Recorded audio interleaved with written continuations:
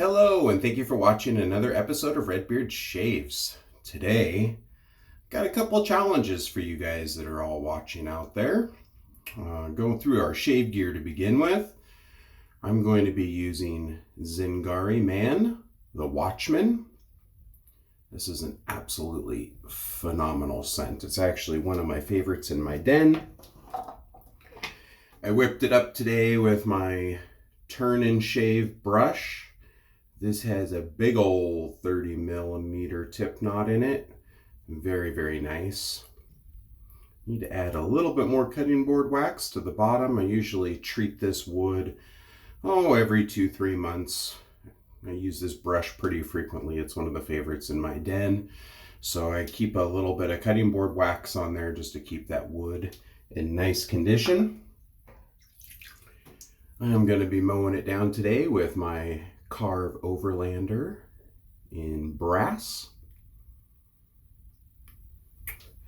And the razor blade of choice today was a Wizamet Super Iridium blade. So, all right, let's get the dome wet. Start lathering up. Hope you guys are all having a wonderful week out there so far. For those of you that are celebrating Thanksgiving, it's coming up.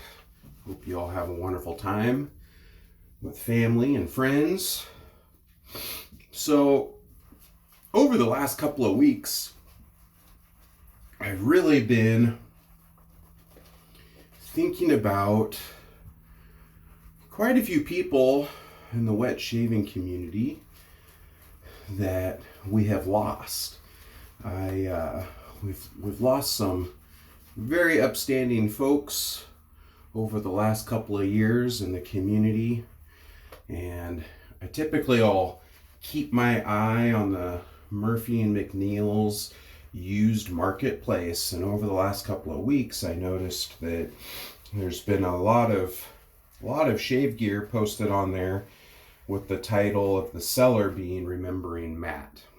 And from some of the gear that's on there, I'm gonna just take a leap, and I might be wrong, but Matt Hilton was somebody that we lost this last year in the wet shaving community.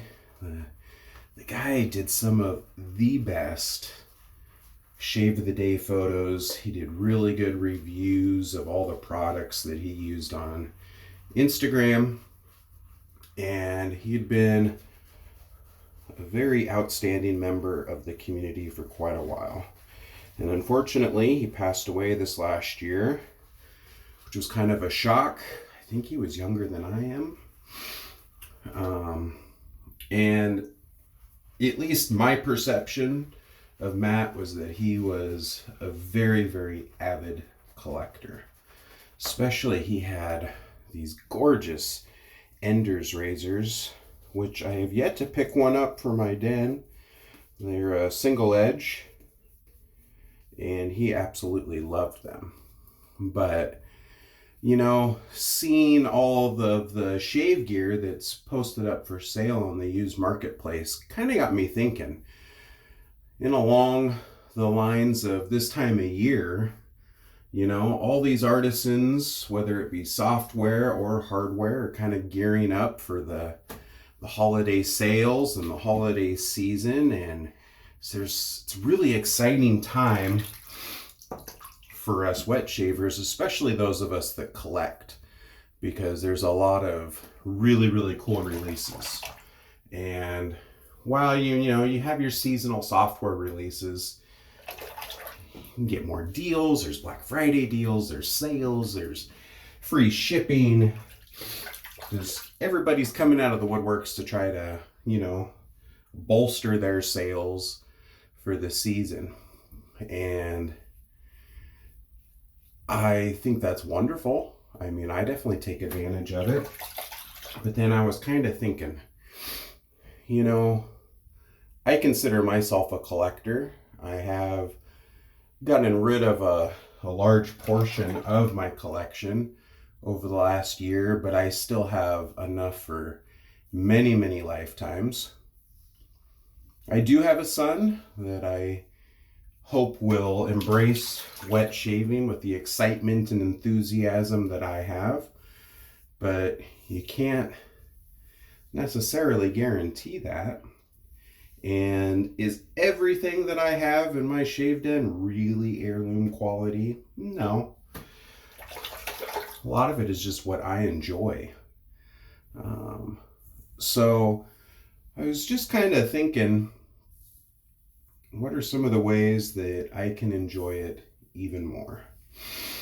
And when it comes to software, I have an overabundance of soap, and I might use one scent but not touch it again for another month, 6 months, year, or ever. So what I started doing this last year is I would put together a stack of soaps that I really enjoyed the scent of, right up my alley, and I put them in a kill stack, meaning that my goal is to use those soaps up, use them more frequently, enjoy the scent that they offer. A lot of times the performance they offer also is a plus and a benefit. And then I'm going to actually enjoy it to the fullest. I'm going to shave with it a couple times a week. Maybe even more than that. I'm not going to be afraid to shave with it back-to-back days if I feel like it.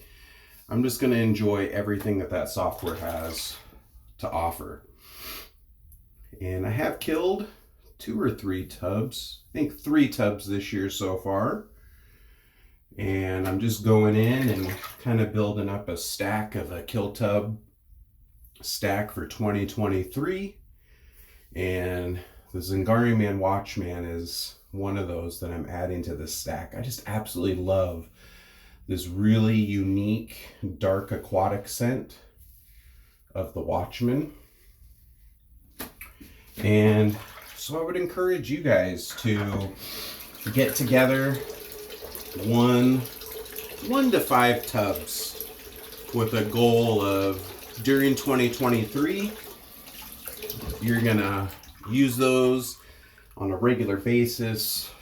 And even if you kill 1 tub, it's actually a pretty phenomenal feat, and you're gonna enjoy that scent during the life of that tub, many good shaves, and use it for what it's intended for, which is shaving.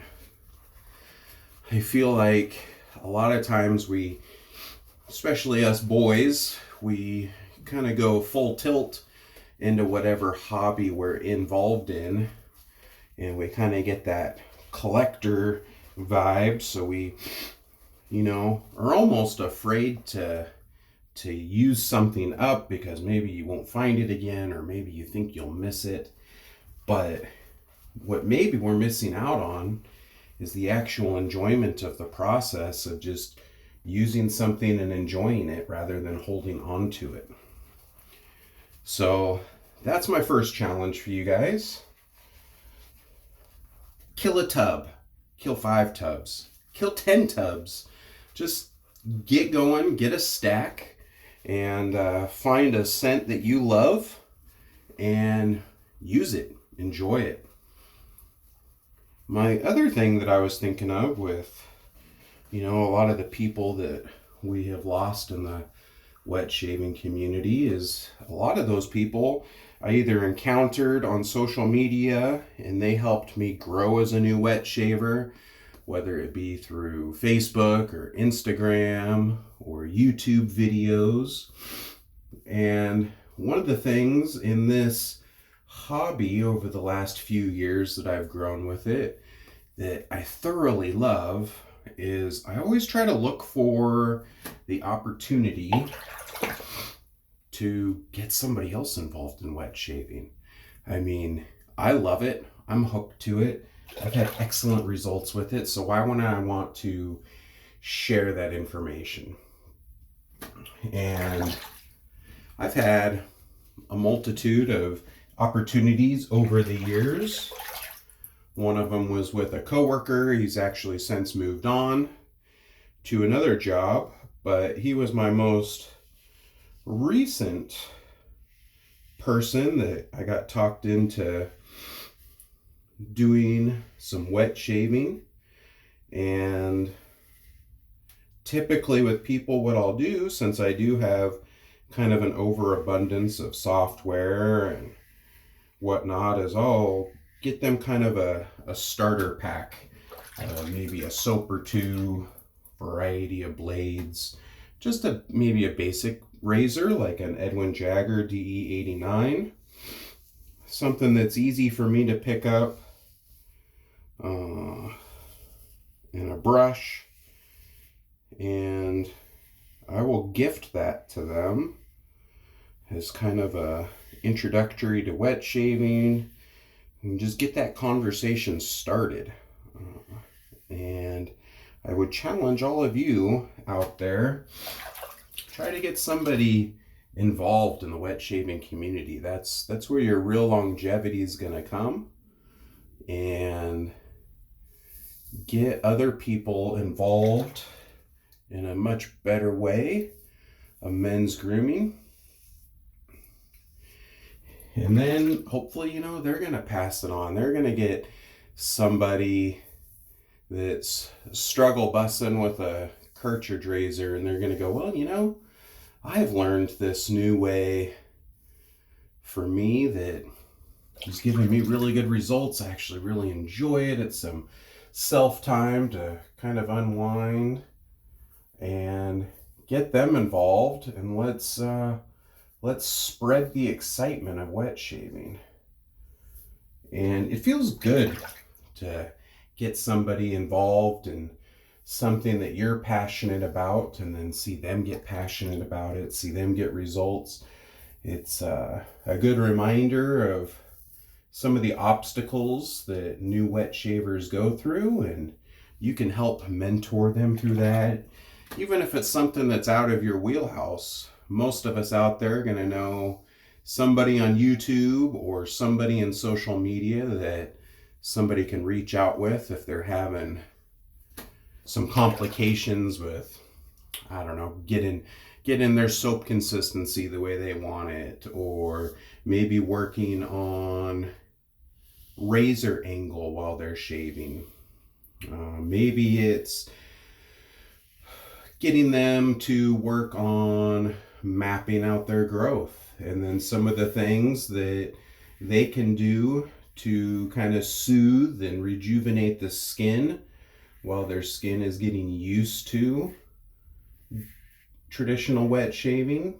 There's a lot of options out there and opportunities to teach and to grow the community even closer.